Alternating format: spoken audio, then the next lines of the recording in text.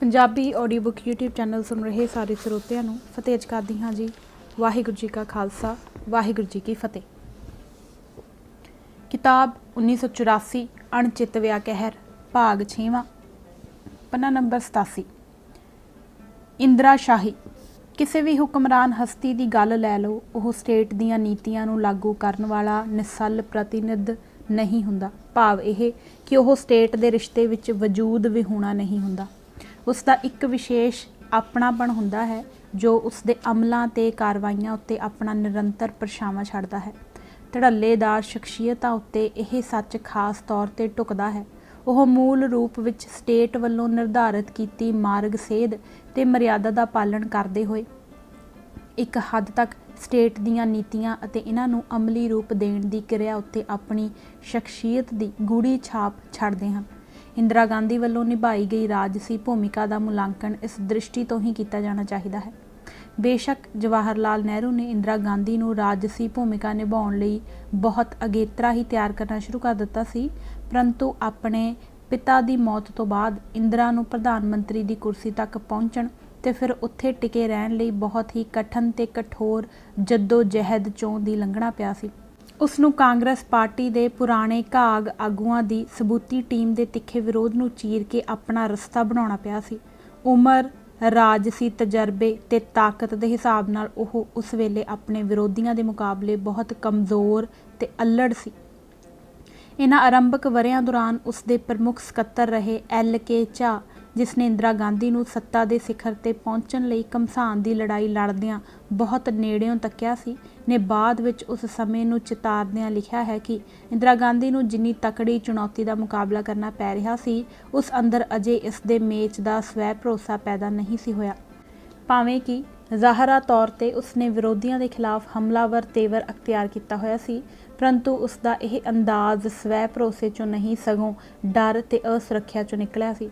ਕੋਈ ਵਿਅਕਤੀ ਜਦੋਂ ਇਸ ਤਰ੍ਹਾਂ ਦੇ ਡਰ ਤੇ ਅਸੁਰੱਖਿਆ ਦੇ ਭਾਵ 'ਚੋਂ ਲੜਾਈ ਦਾ ਹਮਲਾਵਰ ਅੰਦਾਜ਼ ਅਪਣਾਉਂਦਾ ਹੈ ਤਾਂ ਉਸ ਨੂੰ ਅਕਸਰ ਹੀ ਝੂਠ ਤੇ ਅਦਾਕਾਰੀ ਦਿਖਾਵਾ ਦਾ ਅਸਰ ਲੈਣਾ ਪੈਂਦਾ ਹੈ। ਇਸ ਦ੍ਰਿਸ਼ਟੀ ਤੋਂ ਦੇਖਿਆ, ਇੰਦਰਾ ਗਾਂਧੀ ਨੇ ਵਿਰੋਧੀਆਂ ਨਾਲ ਆਪਣੇ ਪਲੇਠੇ ਰਾਜਸੀ ਦੰਗਲ ਦੌਰਾਨ ਹੀ ਰਾਜਸੀ ਚਤਰਪੁਣੇ ਅਤੇ ਅਦਾਕਾਰੀ ਦੇ ਜ਼ਰੂਰੀ ਦਾਅ ਸਿੱਖ ਲਏ ਸਨ।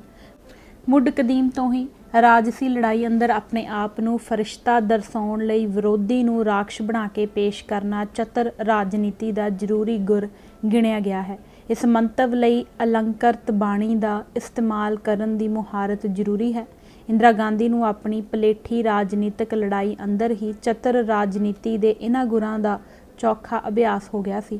ਉਸਨੇ ਆਪਣੀ ਇਸ ਲਿਆਕਤ ਦਾ ਬਾਅਦ ਵਿੱਚ ਜਾ ਕੇ ਘੱਟ ਗਿਣਤੀ ਭਾਈਚਾਰਿਆਂ, ਵਿਸ਼ੇਸ਼ ਤੌਰ 'ਤੇ ਸਿੱਖਾਂ ਦੇ ਖਿਲਾਫ ਭਰਪੂਰ ਇਸਤੇਮਾਲ ਕੀਤਾ। 1971 ਦੀ ਜੰਗ ਵਿੱਚ ਭਾਰਤ ਦੁਆਰਾ ਪਾਕਿਸਤਾਨ ਵਿਰੁੱਧ ਹਾਸਲ ਕੀਤੀ ਗਈ ਭਾਰੀ ਸੈਨਿਕ ਜਿੱਤ, ਜੋ ਪਾਕਿਸਤਾਨ ਦੇ 2 ਟੁਕੜਿਆਂ ਵਿੱਚ ਵੰਡੇ ਜਾਣ ਅਤੇ ਭਾਰਤ ਦੀ ਸਰਪ੍ਰਸਤੀ ਹੇਠ ਇੱਕ ਸੁਤੰਤਰ ਬੰਗਲਾਦੇਸ਼ ਦੀ ਸਥਾਪਨਾ ਹੋ ਜਾਣ ਸਦਕਾ ਭਾਰਤ ਦੇ ਨੁਕਤਾ ਨਜ਼ਰ ਤੋਂ ਇੱਕ ਬੇਹੱਦ ਅਹਿਮ ਰਾਜਸੀ ਜਿੱਤ ਵੀ ਸੀ। ਇੰਦਰਾ ਗਾਂਧੀ ਲਈ ਸਿੱਧੀ ਤਾਕਤ ਦੀ ਦਵਾ ਸਾਬਤ ਹੋਈ ਸੀ। ਇਸ ਜਿੱਤ ਨਾਲ ਇੰਦਰਾ ਗਾਂਧੀ ਦੀ ਦੇਸ਼ ਅੰਦਰ ਅਤੇ ਵਿਸ਼ੇਸ਼ ਕਰਕੇ ਹਿੰਦੂ ਭਾਈਚਾਰੇ ਅੰਦਰ ਅਜਿਹੀ ਭੱਲ ਬਣ ਗਈ ਸੀ ਕਿ ਉਸ ਨੂੰ ਪ੍ਰਸ਼ੰਸਾ ਭਾਵ ਵਿੱਚੋਂ ਗੈਰ ਰਸਮੀ ਤੌਰ 'ਤੇ ਦੁਰਗਾ ਦੇ ਖਿਤਾਬ ਨਾਲ ਨਿਵਾਜਿਆ ਗਿਆ ਸੀ। ਨਾ ਸਿਰਫ ਉਹ ਕਾਂਗਰਸ ਪਾਰਟੀ ਅੰਦਰ ਇੱਕ ਬਹੁਤ ਹੀ ਕਦਾਵਰ ਤੇ ਬੇਜੋੜ ਲੀਡਰ ਵਜੋਂ ਸਾਬਤ ਹੋ ਗਈ, ਨਾਲ ਹੀ ਦੇਸ਼ ਦੀ ਆਮ ਜਨਤਾ ਵੱਲੋਂ ਵੀ ਉਸ ਨੂੰ ਇੱਕ ਤਾਕਤਵਰ ਅਤੇ ਚਮਤਕਾਰੀ ਆਗੂ ਦੇ ਰੂਪ ਵਿੱਚ ਦੇਖਿਆ ਜਾਣ ਲੱਗ ਪਿਆ। ਪਾਕਿਸਤਾਨ ਉੱਤੇ ਜਿੱਤ ਭਾਰਤੀ ਰਾਸ਼ਟਰਵਾਦ ਲਈ ਬਹੁਤ ਹੀ ਅਹਿਮ ਅਰਥ ਰੱਖਦੀ ਸੀ। ਭਾਰਤ ਦੇ ਹਿੰਦੂ ਵਰਗ ਨੇ ਇਸ ਜਿੱਤ ਦੇ ਜ਼ਰੀਏ ਆਪਣੇ ਅੱਵਲ ਦੁਸ਼ਮਣ ਦੇ ਖਿਲਾਫ ਚਿਰਾਂ ਪੁਰਾਣੀ ਘਰੋੜ ਕੱਢ ਲੈਣ ਦਾ ਸੁਖਦ ਅਹਿਸਾਸ ਮਹਿਸੂਸ ਕੀਤਾ ਸੀ। ਇਸ ਜਿੱਤ ਦੇ ਸਰੂਰ ਨਾਲ ਉਸ ਦੀ ਯੁੱਗਾਂ ਪੁਰਾਣੀ ਨਮੋਸ਼ੀ ਗਰੂਰ ਵਿੱਚ ਬਦਲ ਗਈ ਸੀ, ਜਿਸ ਦੇ ਸਿੱਟੇ ਵਜੋਂ ਦੇਸ਼ ਅੰਦਰ ਹਿੰਦੂ ਸ਼ਾਵਨਵਾਦ ਦੀ ਭਾਵਨਾ ਨੂੰ ਭਾਰੀ ਬਲ ਮਿਲਿਆ। ਪਾਕਿਸਤਾਨ ਉੱਤੇ ਜਿੱਤ ਨੂੰ ਹਿੰਦੂ ਸ਼ਕਤੀ ਦੀ ਚੜ੍ਹਤਲ ਤੇ ਵਿਜੇ ਦਾ ਪ੍ਰਤੀਕ ਮੰਨਿਆ ਗਿਆ। ਇਸ ਤਰ੍ਹਾਂ ਹਿੰਦੂ ਸ਼ਾਵਨਵਾਦ ਭਾਰਤੀ ਰਾਸ਼ਟਰਵਾਦ ਦਾ ਪੂਰਕ ਹੋ ਨਿਬੜਿਆ ਤੇ ਨਾਲ ਹੀ ਭਾਰਤੀ ਰਾਜ ਦੀ ਮਜ਼ਬੂਤੀ ਦਾ ਸਰੋਤ ਅਤੇ ਆਧਾਰ ਵੀ। ਸਿੱਖਾਂ ਦਾ ਇਸ ਜਿੱਤ ਵਿੱਚ ਵੱਡਾ ਭਾਰੀ ਯੋਗਦਾਨ ਸੀ। ਪੂਰਬੀ ਫਰੰਟ 'ਤੇ ਲੜੀ ਗਈ ਇਸ ਲੜਾਈ ਦਾ ਪ੍ਰਮੁੱਖ ਸੰਚਾਲਕ ਇੱਕ ਸਿੱਖ ਜਰਨੈਲ ਸਰਦਾਰ ਜਗਜੀਤ ਸਿੰਘ ਅਰੋੜਾ ਸੀ, ਜੋ ਇਸ ਜੰਗ ਦਾ ਨਾਇਕ ਬਣ ਕੇ ਉੱਭਰਿਆ। ਭਾਰਤੀ ਸੈਨਿਕ ਦਲਾਂ ਦੁਆਰਾ ਪੂਰਬੀ ਪਾਕਿਸਤਾਨ ਦੇ ਖੇਤਰ ਵਿੱਚ ਦਾਖਲ ਹੋ ਕੇ ਪਾਕਿਸਤਾਨੀ ਫੌਜ ਦੇ ਖਿਲਾਫ ਬੰਗਾਲੀ ਲੋਕਾਂ ਦੇ ਭੇਸ ਵਿੱਚ ਲੜੀ ਗਈ ਲੁਕਵੀਂ ਛਾਪਾਮਾਰ ਜੰਗ ਦਾ ਪ੍ਰਮੁੱਖ ਸੰਚਾਲਕ ਵੀ ਇੱਕ ਸਿੱਖ ਜਰਨੈਲ ਮੇਜਰ ਜਨਰਲ ਸੁਬੇਗ ਸਿੰਘ ਹੀ ਸੀ। ਇਸ ਤੋਂ ਇਲਾਵਾ ਵੀ ਭਾਰਤੀ ਫੌਜ ਤੇ ਸੀਮਾ ਸੁਰੱਖਿਆ ਬਲਾਂ ਅੰਦਰ ਸਿੱਖ ਅਫਸਰਾਂ ਤੇ ਜਵਾਨਾਂ ਦੀ ਭੂਮਿਕਾ ਬਹੁਤ ਉੱਭਰਵੀਂ ਸੀ। ਸਿੱਖ ਭਾਈਚਾਰੇ ਵੱਲੋਂ ਪਾਕਿਸਤਾਨ ਉੱਤੇ ਹਾਸਲ ਕੀਤੀ ਗਈ ਇਸ ਜਿੱਤ ਉੱਤੇ ਬਰਾਬਰ ਖੁਸ਼ੀਆਂ ਪ੍ਰਗਟਾਉਣੀਆਂ ਅਤੇ ਇਸ ਜਿੱਤ ਵਿੱਚ ਸਿੱਖਾਂ ਦੀ ਭੂਮਿਕਾ ਉੱਤੇ ਉਚੇਚਾ ਫਖਰ ਮਹਿਸੂਸ ਕਰਨਾ ਇਸ ਤੱਥ ਵੱਲ ਇਸ਼ਾਰਾ ਕਰਦਾ ਹੈ ਕਿ ਸਿੱਖ ਭਾਈਚਾਰਾ ਵਿਚਾਰਧਾਰਕ, ਸਮਾਜਿਕ, ਸੱਭਿਆਚਾਰਕ ਤੇ ਭਾਵਨਾਤਮਕ ਪੱਧਰ ਤੇ ਹਿੰਦੂ ਵਰਗ ਨਾਲ ਕਿਸ ਕਦਰ ਘਿਓ ਖਿਚੜੀ ਹੋ ਚੁੱਕਾ ਹੋਇਆ ਸੀ। ਉਸ ਵਕਤ ਸਿੱਖਾਂ ਨੂੰ ਇਸ ਗੱਲ ਦਾ ਚਿੱਤ ਚੇਤਾ ਵੀ ਨਹੀਂ ਸੀ ਕਿ ਉਹਨਾਂ ਦੀ ਬਦੌਲਤ ਪਾਕਿਸਤਾਨ ਉੱਤੇ ਹਾਸਲ ਹੋਈ ਜਿਸ ਜਿੱਤ ਨੇ ਭਾਰਤੀ ਰਾਸ਼ਟਰਵਾਦ ਲਈ ਤਾਕਤ ਦੀ ਦਵਾ ਦਾ ਕੰਮ ਕੀਤਾ ਸੀ, ਥੋੜ੍ਹੇ ਸਾਲਾਂ ਬਾਅਦ ਉਸੇ ਹੀ ਦਵਾ ਨੇ ਸਿੱਖਾਂ ਵਿਰੁੱਧ ਜ਼ਹਿਰ ਬਣ ਕੇ ਵਰਤਿਆ ਜਾਣਾ ਸੀ। ਉਸ ਮੌਕੇ ਕੋਈ ਸਿੱਖ ਇਸ ਗੱਲ ਦੀ ਕਲਪਨਾ ਵੀ ਨਹੀਂ ਸੀ ਕਰ ਸਕਦਾ ਕਿ ਹੋਰ 10 ਸਾਲਾਂ ਬਾਅਦ ਇਸ ਜਿੱਤ ਦੇ ਨਾਇਕਾਂ ਨੂੰ ਸ਼ੰਭੂ ਦੇ ਬਾਰਡਰ ਉੱਤੇ ਸ਼ਰੇਆਮ ਜਲੀਲ ਕੀਤਾ ਜਾਵੇਗਾ ਅਤੇ ਨਵੰਬਰ 1984 ਵਿੱਚ ਉਹਨਾਂ ਨੂੰ ਦੇਸ਼ ਦੀ ਰਾਜਧਾਨੀ ਵਿੱਚ ਆਪਣੇ ਹਿੰਦੂ ਮਿੱਤਰਾਂ ਦੇ ਘਰਾਂ ਵਿੱਚ ਛੁਪ ਕੇ ਜਾਨਾਂ ਬਚਾਉਣੀਆਂ ਪੈਣਗੀਆਂ। ਰਾਸ਼ਟਰਵਾਦ ਦੇ ਜਜ਼ਬੇ ਦਾ ਇੱਕ ਅਟੱਲ ਨਤੀਜਾ ਇਹ ਨਿਕਲਦਾ ਹੈ ਕਿ ਇਸ ਨਾਲ ਲੋਕਾਂ ਅੰਦਰ ਆਗੂ ਵਿਸ਼ੇਸ਼ ਪ੍ਰਤੀ ਸ਼ਰਧਾ ਤੇ ਵਫਾਦਾਰੀ ਦੀਆਂ ਭਾਵਨਾਵਾਂ ਵਿੱਚ ਬੇਹਿਸਾਬਾ ਵਾਧਾ ਹੋ ਜਾਂਦਾ ਹੈ। ਮੈਕਸ ਵੈਬਰ ਦੇ ਵਿਚਾਰ ਅਨੁਸਾਰ ਲੋਕਾਂ ਦੀ ਅਥਾਹ ਸ਼ਰਧਾ ਦਾ ਕੇਂਦਰ ਬਿੰਦੂ ਬਣਿਆ ਆਗੂ ਵਿਸ਼ੇਸ਼ ਸੰਬੰਧਿਤ ਸਮਾਜ ਅੰਦਰ ਜਿਸਮਾਨੀ ਤਾਕਤ ਦੀ ਪ੍ਰਵਾਨਸ਼ੁਦਾ ਵਰਤੋਂ ਤੇ ਆਪਣੀ ਇਜਾਰੇਦਾਰੀ ਸਥਾਪਿਤ ਕਰ ਲੈਂਦਾ ਹੈ। ਕਹਿਣ ਦਾ ਭਾਵ ਇਹ ਕਿ ਰਾਸ਼ਟਰਵਾਦ ਦੀ ਚੜ੍ਹਤ ਦੇ ਨਾਲ ਸ਼ਖਸੀ ਪੂਜਾ ਦੇ ਰੁਝਾਨ ਦੇ ਜ਼ੋਰ ਫੜ ਜਾਣ ਦੀ ਬਦੌਲਤ ਸੱਤਾ ਦੇ ਸ਼ਖਸੀਕਰਨ ਤੇ ਅਕਸਰ ਹੀ ਇਸ ਦੇ ਫਾਸ਼ੀਕਰਨ ਦਾ ਵੀ ਰਾਹ ਪੱਧਰਾ ਹੋ ਜਾਂਦਾ ਹੈ। ਇਸ ਦੀ ਫੇਟ ਸਭ ਨਾਲੋਂ ਵੱਧ ਉਹਨਾਂ ਘੱਟ ਗਿਣਤੀ ਭਾਈਚਾਰਿਆਂ ਨੂੰ ਝੱਲਣੀ ਪੈਂਦੀ ਹੈ, ਰਾਜ ਅਤੇ ਬਹੁਗਿਣਤੀ ਭਾਈਚਾਰੇ ਦੀਆਂ ਨਜ਼ਰਾਂ ਵਿੱਚ ਜਿਨ੍ਹਾਂ ਨੂੰ ਗੈਰ ਆਗਿਆਕਾਰੀ ਸਮਝਿਆ ਜਾਂਦਾ ਹੈ, ਅਰਥਾਤ ਉਹ ਵਰਗ ਜਿਨ੍ਹਾਂ ਉੱਤੇ ਜਾਂ ਤਾਂ ਸੌਖ ਨਾਲ ਹੀ ਗੈਰ ਹੋਣ ਦਾ ਦੋਸ਼ ਥੱਪਿਆ ਜਾ ਸਕਦਾ ਹੈ, ਜਿਵੇਂ ਨਾਜ਼ੀਵਾਦੀ ਉਭਾਰ ਦੌਰਾਨ ਜਰਮਨੀ ਦੇ ਯਹੂਦੀਆਂ ਨਾਲ ਹੋਇਆ ਸੀ ਅਤੇ ਇੱਕ ਹੱਦ ਤੱਕ ਇਸ ਵੇਲੇ ਭਾਰਤ ਅੰਦਰ ਮੁਸਲਮਾਨਾਂ ਨਾਲ ਹੋ ਰਿਹਾ ਹੈ, ਅਤੇ ਜਾਂ ਉਹਨਾਂ ਦੇ ਦਾਅਵਿਆਂ, ਮੰਗਾਂ ਤੇ ਸਰਗਰਮੀਆਂ ਨੂੰ ਰਾਸ਼ਟਰਵਾਦ ਲਈ ਹਾਨੀਕਾਰਕ ਦਰਸਾਇਆ ਜਾ ਸਕਦਾ ਹੋਵੇ, ਜਿਵੇਂ ਕਿ ਸਿੱਖਾਂ ਦੇ ਮਾਮਲੇ ਵਿੱਚ ਹੋਇਆ ਤੇ ਹੋ ਰਿਹਾ ਹੈ। ਇਸ ਤੋਂ ਇਲਾਵਾ ਅਲੱਗ-ਅਲੱਗ ਮੌਕਿਆਂ ਤੇ ਅਲੱਗ-ਅਲੱਗ ਕਾਰਨਾਂ ਕਰਕੇ ਬਹੁਗਿਣਤੀ ਭਾਈਚਾਰੇ ਦੇ ਕੁਝ ਹਿੱਸੇ ਵੀ ਇਸ ਫਾਸ਼ੀਵਾਦ ਦੀ ਮਾਰ ਹੇਠ ਆ ਜਾਂਦੇ ਹਨ। ਜਦ ਕੋਈ ਆਗੂ ਵਿਸ਼ੇਸ਼ ਇਸ ਤਰ੍ਹਾਂ ਦਾ ਰੁਤਬਾ ਹਾਸਲ ਕਰ ਲੈਂਦਾ ਹੈ ਤਾਂ ਸੁਭਾਵਿਕ ਤੌਰ ਤੇ ਹੀ ਉਹ ਆਪਣੇ ਆਪ ਨੂੰ ਦੂਸਰਿਆਂ ਨਾਲੋਂ ਵੱਖਰਾ ਤੇ ਉੱਤਮ ਸਮਝਣ ਲੱਗ ਪੈਂਦਾ ਹੈ। ਅਜਿਹੀ ਭਾਵਨਾ ਉਸਦੇ ਆਪਣੇ ਸਾਥੀਆਂ ਨਾਲ ਰਿਸ਼ਤੇ ਤੇ ਵਰਤਾਓ ਉੱਤੇ ਆਪਣੀ ਛਾਇਆ ਪਾਉਣੀ ਸ਼ੁਰੂ ਕਰ ਦਿੰਦੀ ਹੈ। ਇਹ ਰਿਸ਼ਤਾ ਦੁਵੱਲੇ ਸਤਿਕਾਰ ਤੇ ਬਰਾਬਰੀ ਦਾ ਨਾਂ ਰਹਿ ਕੇ ਇੱਕ ਤਰਫੀ ਸ਼ਰਧਾ ਤੇ ਵਫਾਦਾਰੀ ਦੀ ਮੰਗ ਕਰਨ ਲੱਗ ਪੈਂਦਾ ਹੈ। ਇਸ ਨਾਲ ਜਮਹੂਰੀ ਸਪਿਰਿਟ ਨੁਕਸਾਨੀ ਜਾਂਦੀ ਹੈ ਅਤੇ ਪਾਰਟੀ ਤੇ ਰਾਜ ਦੇ ਮਾਮਲਿਆਂ ਵਿੱਚ ਇੱਕ ਪੁਰਖਾਸ਼ਾਹੀ ਦਾ ਦਸਤੂਰ ਪ੍ਰਚਲਿਤ ਹੋ ਜਾਂਦਾ ਹੈ। ਇੰਦਰਾ ਗਾਂਧੀ ਦੇ ਮਾਮਲੇ 'ਚ ਠੀਕ ਇਹੋ ਗੱਲ ਵਾਪਰੀ। 1971 ਦੀ ਜਿੱਤ ਦੇ ਨਾਲ ਹੀ ਕਾਂਗਰਸ ਪਾਰਟੀ ਦੇ ਅੰਦਰ ਸਮੂਹਿਕ ਲੀਡਰਸ਼ਿਪ ਤੇ ਅੰਦਰੂਨੀ ਜਮਹੂਰੀਅਤ ਦਾ ਭੋਗ ਪੈ ਗਿਆ ਸੀ। ਇਸ ਦੀ ਜਗ੍ਹਾ ਇੱਕ ਸਰਵ ਪ੍ਰਵਾਨਿਤ ਆਗੂ ਨੇ ਲੈ ਲਈ ਸੀ। ਇੰਦਰਾ ਗਾਂਧੀ ਦੇ ਅਤੀ ਨਿਕਟਵਰਤੀ ਅਤੇ ਵਿਦੇਸ਼ ਮੰਤਰੀ ਦੇ ਅਹੁਦੇ ਤੇ ਰਹੇ ਦਿਨੇਸ਼ ਸਿੰਘ, ਜਿਸ ਨੂੰ ਇਸ ਬਦਲੇ ਹੋਏ ਦਸਤੂਰ ਦਾ ਬਹੁਤ ਹੀ ਕੌੜਾ ਸਵਾਦ ਚੱਖਣਾ ਪਿਆ ਸੀ, ਇੰਦਰਾ ਗਾਂਧੀ ਦੀ ਆਪਣੇ ਨਾਲ ਦੇ ਸਾਥੀਆਂ ਪ੍ਰਤੀ ਪਹੁੰਚ ਤੇ ਰਵੱਈਏ ਅੰਦਰ ਆਈ ਇਸ ਨਾਪੱਖੀ ਤਬਦੀਲੀ ਬਾਰੇ ਇਕਬਾਲ ਕਰਦੇ ਹੋਏ ਲਿਖਦੇ ਹਨ ਕਿ ਉਸਨੇ ਅਜਿਹੀ ਪਦਵੀ ਹਾਸਲ ਕਰ ਲਈ ਸੀ ਜਿਸ ਨਾਲ ਉਸ ਨੂੰ ਇਸ ਤਰ੍ਹਾਂ ਜਾਪਣ ਲੱਗ ਪਿਆ ਸੀ ਕਿ ਆਪਣੇ ਮੰਤਰੀ ਮੰਡਲ ਦੇ ਸਾਥੀਆਂ ਨਾਲ ਉਸ ਦਾ ਰਿਸ਼ਤਾ ਤਕਰੀਬਨ ਮਾਲਕ ਤੇ ਗੁਲਾਮ ਵਾਲਾ ਹੋਣਾ ਚਾਹੀਦਾ ਹੈ। ਇੰਦਰਾ ਗਾਂਧੀ ਦੀ ਕਾਰਜਸ਼ੈਲੀ ਵਿੱਚ ਆਈ ਇਸ ਨਾਮੁਖੀ ਤਬਦੀਲੀ ਨੇ ਕਾਂਗਰਸ ਪਾਰਟੀ ਦੇ ਢਾਂਚੇ, ਕਾਰ ਵਿਹਾਰ ਤੇ ਸੱਭਿਆਚਾਰ ਅੰਦਰ ਵੱਡੀ ਨਿਗਾਰਮੁਖੀ ਰੱਦੋ ਬਦਲ ਦਾ ਮੁੱਢ ਬੰਨ੍ਹ ਦਿੱਤਾ, ਜਿਸ ਦੇ ਅਸਰ ਦੇਸ਼ ਦੇ ਸਮੁੱਚੇ ਜੀਵਨ ਉੱਤੇ ਪ੍ਰਗਟ ਹੋਏ। 1930ਵਿਆਂ ਤੋਂ ਹੀ ਕਾਂਗਰਸ ਪਾਰਟੀ ਅੰਦਰ ਮਜ਼ਬੂਤ ਕੇਂਦਰੀ ਕਮਾਨ ਅਤੇ ਨਿਸਬਤਨ ਆਜ਼ਾਦ ਸੂਬਾਈ ਲੀਡਰਸ਼ਿਪ ਵਿਚਕਾਰ ਇੱਕ ਸੂਖਮ ਸੰਤੁਲਨ ਬਣਿਆ ਆ ਰਿਹਾ ਸੀ। ਪਾਰਟੀ ਦੇ ਸੂਬਾਈ ਲੀਡਰਾਂ ਦੀ ਕਾਫੀ ਹੱਦ ਤੱਕ ਆਪਣੀ ਆਜ਼ਾਦ ਹਸਤੀ ਤੇ ਚੋਖਾ ਸਮਾਜਿਕ ਆਧਾਰ ਤੇ ਅਸਰ ਰਸੂਖ ਹੋਇਆ ਕਰਦਾ ਸੀ। ਉਹਨਾਂ ਦੇ ਆਪਣੇ ਬਕਾਇਦਾ ਵੋਟ ਬੈਂਕ ਹੁੰਦੇ ਸਨ, ਜਿਨ੍ਹਾਂ ਦੇ ਸਿਰ ਤੇ ਉਹਨਾਂ ਦੀ ਪਾਰਟੀ ਅੰਦਰ ਹੈਸੀਅਤ ਤੇ ਪੁੱਗਤ ਨਿਰਧਾਰਿਤ ਹੁੰਦੀ ਸੀ। ਇੰਦਰਾ ਗਾਂਧੀ ਨੇ ਇਹ ਦਸਤੂਰ ਪੂਰੀ ਤਰ੍ਹਾਂ ਖਤਮ ਕਰ ਦਿੱਤਾ। ਪਾਰਟੀ ਅੰਦਰ ਆਪਣੀ ਵਾਹਦ ਅਜ਼ਾਰੇਦਾਰੀ ਸਥਾਪਿਤ ਕਰਨ ਲਈ ਉਸਨੇ ਇਸ ਗੱਲ ਦਾ ਖਾਸ ਧਿਆਨ ਰੱਖਣਾ ਸ਼ੁਰੂ ਕਰ ਦਿੱਤਾ ਸੀ ਕਿ ਕਾਂਗਰਸ ਪਾਰਟੀ ਦਾ ਕੋਈ ਵੀ ਹੋਰ ਸੂਬਾਈ ਜਾਂ ਕੇਂਦਰੀ ਪੱਧਰ ਦਾ ਆਗੂ ਆਪਣੀ ਆਜ਼ਾਦਾਨਾ ਤਾਕਤ ਤੇ ਹਸਤੀ ਨਾ ਉਸਾਰ ਪਾਏ। ਲੋਕਾਂ ਅੰਦਰ ਮਕਬੂਲ ਤੇ ਮਜ਼ਬੂਤ ਆਗੂਆਂ ਦੀ ਜਗ੍ਹਾ ਉਸਨੇ ਉਸ ਪ੍ਰਤੀ ਨਿੱਜੀ ਵਫਾਦਾਰੀ ਰੱਖਣ ਵਾਲੇ ਸੱਤਾ ਦੇ ਦਲਾਲਾਂ ਤੇ ਨਿਰਭਰ ਕਰਨ ਦੀ ਨਵੀਂ ਰਾਜਨੀਤਿਕ ਪ੍ਰਥਾ ਸ਼ੁਰੂ ਕਰ ਦਿੱਤੀ ਸੀ। ਇਹ ਗੱਲ ਯਕੀਨੀ ਬਣਾਉਣ ਲਈ ਕਿ ਪਾਰਟੀ ਦੇ ਅੰਦਰ ਕਿਸੇ ਵੀ ਪੱਧਰ ਤੇ ਅਤੇ ਕਿਸੇ ਵੀ ਸ਼ਕਲ ਦੇ ਵਿੱਚ ਸੱਤਾ ਦਾ ਕੋਈ ਸ਼ਰੀਕ ਕੇਂਦਰ ਨਾ ਉੱਭਰ ਪਾਏ, ਉਸਨੇ ਰਾਜਾਂ ਅੰਦਰ ਸੁਚੇਤ ਪੱਧਰ ਤੇ ਨਿਤਾਣੇ ਤੇ ਘਰੇਲੂ ਨੌਕਰ ਬਿਰਤੀ ਵਾਲੇ ਆਗੂ ਉਭਾਰਨੇ ਤੇ ਪਾਲਣੇ ਸ਼ੁਰੂ ਕਰ ਦਿੱਤੇ ਸਨ ਅਤੇ ਅਜਿਹੇ ਕੰਗਰੋੜ ਰਹਿਤ ਆਗੂਆਂ ਨੂੰ ਹੀ ਮੁੱਖ ਮੰਤਰੀ ਸਾਜਣ ਦੀ ਸੁਚੇਤ ਨੀਤੀ ਅਮਲ ਵਿੱਚ ਲਿਆਂਦੀ ਜਾਣ ਲੱਗ ਪਈ ਸੀ। ਗਿਆਨੀ ਜੈਲ ਸਿੰਘ ਤੇ ਦਰਬਾਰਾ ਸਿੰਘ ਆਪਣੀ ਇਸੇ ਲਿਆਕਤ ਦੇ ਆਸਰੇ ਹੀ ਉੱਚੀਆਂ ਪਦਵੀਆਂ ਤੇ ਪਹੁੰਚੇ ਸਨ। ਜਿੰਨੇ ਆਪ ਮਤੇ ਢੰਗ ਨਾਲ ਇਹਨਾਂ ਮੁੱਖ ਮੰਤਰੀਆਂ ਦੀਆਂ ਨਿਯੁਕਤੀਆਂ ਕੀਤੀਆਂ ਜਾਂਦੀਆਂ ਸਨ, ਉਨੇ ਹੀ ਆਪ ਹੁਦਰੇ ਢੰਗ ਨਾਲ ਉਹਨਾਂ ਦੀ ਛਾਂਟੀ ਕਰ ਦਿੱਤੀ ਜਾਂਦੀ ਸੀ। ਇਹਨਾਂ ਮੁੱਖ ਮੰਤਰੀਆਂ ਦੀ ਕਿਉਂ ਜੋ ਆਪਣੀ ਕੋਈ ਔਕਾਤ ਨਹੀਂ ਸੀ ਹੁੰਦੀ, ਇਸ ਕਰਕੇ ਉਹਨਾਂ ਨੂੰ ਜਦੋਂ ਜੀ ਕਰਦਾ ਕੱਚੇ ਸਰਕਾਰੀ ਮੁਲਾਜ਼ਮਾਂ ਵਾਂਗੂ ਬਰਖਾਸਤ ਕਰ ਦਿੱਤਾ ਜਾਂਦਾ ਸੀ। ਇਸ ਮਾਮਲੇ ਵਿੱਚ ਸਭ ਨਾਲੋਂ ਸਿਰੇ ਦੀ ਉਦਾਹਰਣ ਆਂਧਰਾ ਪ੍ਰਦੇਸ਼ ਵਿੱਚ ਸਾਹਮਣੇ ਆਈ, ਜਦੋਂ 1980 ਵਿੱਚ ਦੁਬਾਰਾ ਸੱਤਾ ਗ੍ਰਹਿਣ ਕਰਨ ਤੋਂ ਬਾਅਦ ਇੰਦਰਾ ਗਾਂਧੀ ਨੇ ਪਹਿਲੇ 2 ਸਾਲਾਂ ਵਿੱਚ ਹੀ ਆਂਧਰਾ ਪ੍ਰਦੇਸ਼ ਦੇ ਲੋਕਾਂ ਉੱਤੇ ਉੱਪਰੋਂ ਥੱਲੇ ਆਪਣੀ ਪਸੰਦ ਦੇ 4 ਮੁੱਖ ਮੰਤਰੀ ਥੋਪੇ। ਇੰਨੀ ਤੇਜ਼ੀ ਤੇ ਬੇਕਿਰਕੀ ਨਾਲ ਤਾਂ ਸਕੂਲਾਂ ਦੇ ਹੈੱਡਮਾਸਟਰ ਵੀ ਨਹੀਂ ਬਦਲੇ ਜਾਂਦੇ। ਇਸੇ ਹੀ ਬਿਰਤੀ ਦੇ ਅਧੀਨ ਕੇਂਦਰ ਸਰਕਾਰ ਵਿੱਚ ਵੀ ਅਹਿਮ ਮਹਿਕਮੇ ਕਮਜ਼ੋਰ ਵਿਅਕਤੀਆਂ ਨੂੰ ਸੌਂਪਣ ਦੀ ਰੀਤ ਦਾ ਬਕਾਇਦਗੀ ਨਾਲ ਪਾਲਣ ਕੀਤਾ ਗਿਆ। ਗ੍ਰਹਿ ਮੰਤਰੀ ਦਾ ਸਭ ਨਾਲੋਂ ਅਹਿਮ ਤੇ ਨਾਜ਼ੁਕ ਅਹੁਦਾ ਤਾਂ ਖਾਸ ਤੌਰ ਤੇ ਹੀ ਸਿਰੇ ਦੇ ਕਮਜ਼ੋਰ ਤੇ ਪੁੱਜ ਕੇ ਵਫਾਦਾਰ ਵਿਅਕਤੀਆਂ ਲਈ ਰਾਖਵਾਂ ਕਰ ਦਿੱਤਾ ਗਿਆ ਸੀ। ਇਸ ਤਰ੍ਹਾਂ ਮੰਤਰੀ ਮੰਡਲ ਸਿਰਫ ਨਾਉਂ ਦਾ ਹੀ ਰਹਿ ਗਿਆ ਸੀ। ਸਾਰੇ ਅਹਿਮ ਫੈਸਲੇ ਪ੍ਰਧਾਨ ਮੰਤਰੀ ਵੱਲੋਂ ਆਪ ਮਤੇ ਢੰਗ ਨਾਲ ਕੀਤੇ ਜਾਣੇ ਸ਼ੁਰੂ ਹੋ ਗਏ ਸਨ ਅਤੇ ਅਮਲੀ ਤੌਰ ਤੇ ਪ੍ਰਧਾਨ ਮੰਤਰੀ ਦਾ ਦਫ਼ਤਰ PMO ਹੀ ਸੱਤਾ ਦਾ ਅਸਲੀ ਤੇ ਇਕਲੌਤਾ ਕੇਂਦਰ ਬਣ ਗਿਆ ਸੀ।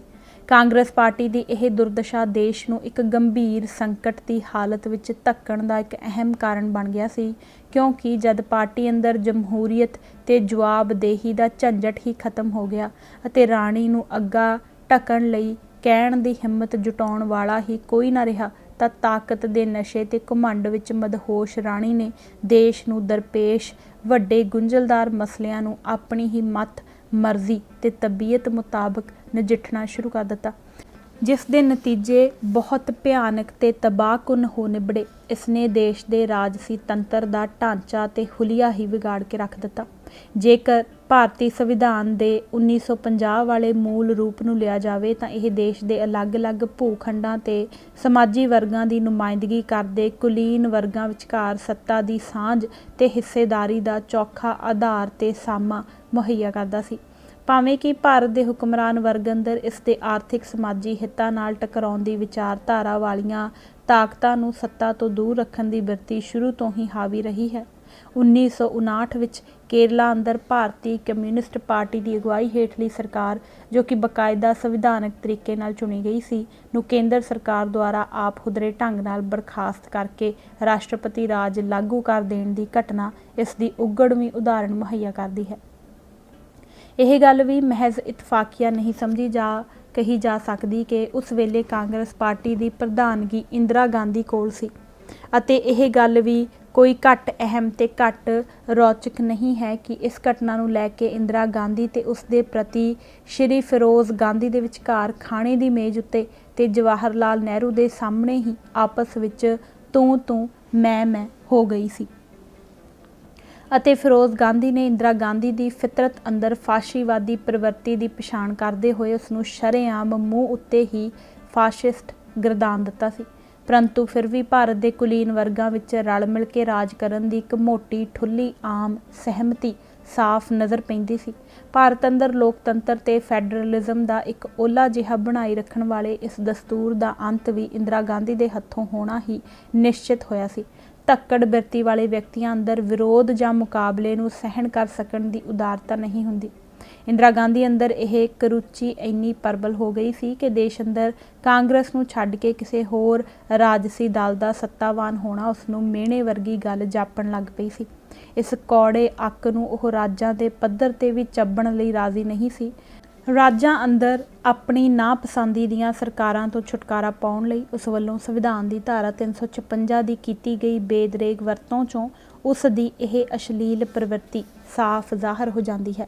1950 ਤੋਂ ਲੈ ਕੇ 1966 ਤੱਕ 16 ਸਾਲਾਂ ਦੇ ਅਰਸੇ ਦੌਰਾਨ ਕੇਂਦਰ ਸਰਕਾਰ ਦੁਆਰਾ ਰਾਜਾਂ ਅੰਦਰ ਕੁੱਲ ਮਿਲਾ ਕੇ 10 ਮੌਕਿਆਂ 'ਤੇ ਰਾਸ਼ਟਰਪਤੀ ਰਾਜ ਲਾਗੂ ਕੀਤਾ ਗਿਆ ਸੀ, ਪਰੰਤੂ 1966 ਵਿੱਚ ਇੰਦਰਾ ਗਾਂਧੀ ਦੇ ਸੱਤਾ ਵਿੱਚ ਆਉਣ ਤੋਂ ਲੈ ਕੇ 1984 ਵਿੱਚ ਉਸ ਦੀ ਮੌਤ ਹੋ ਜਾਣ ਤੱਕ 18 ਵਰ੍ਹਿਆਂ ਦੇ ਅਰਸੇ ਦੌਰਾਨ 50 ਤੋਂ ਵੀ ਵੱਧ ਮੌਕਿਆਂ 'ਤੇ ਕੇਂਦਰ ਸਰਕਾਰ ਵੱਲੋਂ ਰਾਜ ਸਰਕਾਰ ਉੱਤੇ ਧਾਰਾ 356 ਦਾ ਕੁਹਾੜਾ ਚਲਾਇਆ ਗਿਆ।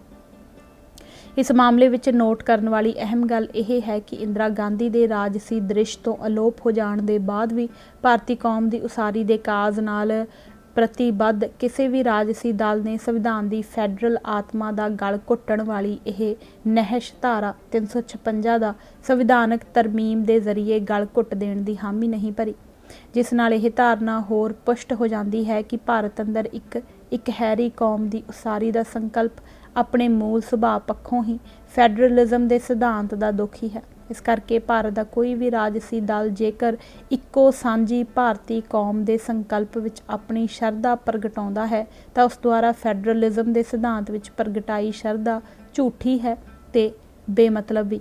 ਇਸ ਮਾਮਲੇ ਵਿੱਚ ਖੱਬੇ ਪੱਖੀ ਪਾਰਟੀਆਂ ਦਾ ਸਮੁੱਚਾ ਰਾਜਸੀ ਆਚਾਰ ਵਿਹਾਰ ਇਸ ਗੱਲ ਦੀ ਪੁਖਤਾ ਉਦਾਹਰਣ ਮੁਹੱਈਆ ਕਰਦਾ ਹੈ।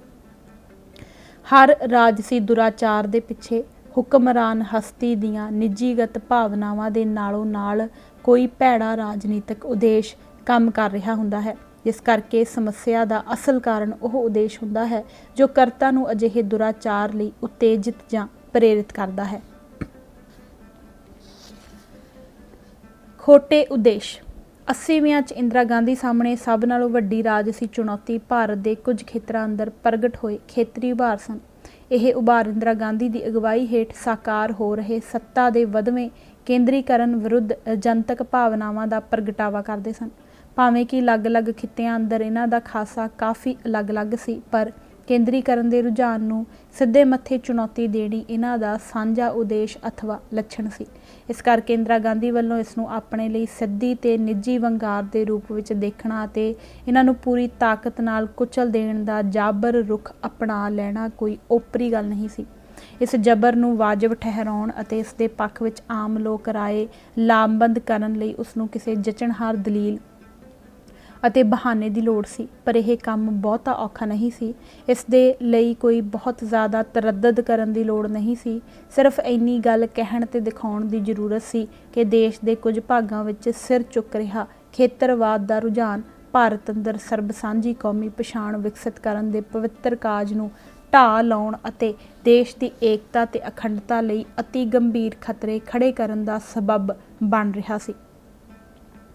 ਹੁਕਮਰਾਨਾਂ ਨੇ ਦੇਸ਼ ਦੀ ਜਨਤਾ ਦੇ ਮਨਾਂ ਅੰਦਰ ਇਹ ਗੱਲ ਪਹਿਲਾਂ ਹੀ ਵਸਾ ਦਿੱਤੀ ਹੋਈ ਸੀ ਕਿ ਸ਼ਰੀਕਾ ਭਾਵ ਗੁਆਂਢੀ ਮੁਲਕਾਂ ਕੋਲੋਂ ਭਾਰਤ ਦੀ ਆਰਥਿਕ ਤਰੱਕੀ ਤੇ ਕੌਮੀ ਇਕਜੁੱਟਤਾ ਦਾ ਸੱਚ ਜਰਿਆ ਨਹੀਂ ਸੀ ਜਾਂਦਾ ਅਤੇ ਆਪਣੇ ਇਸ ਸਾੜੇ 'ਚੋਂ ਉਹ ਭਾਰਤ ਅੰਦਰ ਮੌਜੂਦ ਧਾਰਮਿਕ ਤੇ ਸੱਭਿਆਚਾਰਕ ਵਖਰੇਵਿਆਂ ਨੂੰ ਹਵਾ ਦੇ ਕੇ ਭਾਰਤ ਦੀ ਕੌਮੀ ਏਕਤਾ ਤੇ ਅਖੰਡਤਾ ਨੂੰ ਲੀਰੋ ਲੀਰ ਕਰਨ ਦੇ ਚੰਦਰੇ ਮਨਸੂਬੇ ਪਾਲ ਕੇ ਚੱਲ ਰਹੇ ਹਨ ਅਤੇ ਇਹ ਵੀ ਕਿ ਕੁਝ ਦਿਲ ਜਲੀਆਂ ਪੱਛਮੀ ਸਾਮਰਾਜੀ ਤਾਕਤਾਂ ਵੀ ਭਾਰਤ ਨੂੰ ਨਵਾਂ ਦਿਖਾਉਣ ਲਈ ਇਹਨਾਂ ਦੁਸ਼ਮਣ ਗੁਆਂਢੀਆਂ ਦੀ ਪਿੱਠ ਠੋਕ ਰਹੀਆਂ ਹਨ।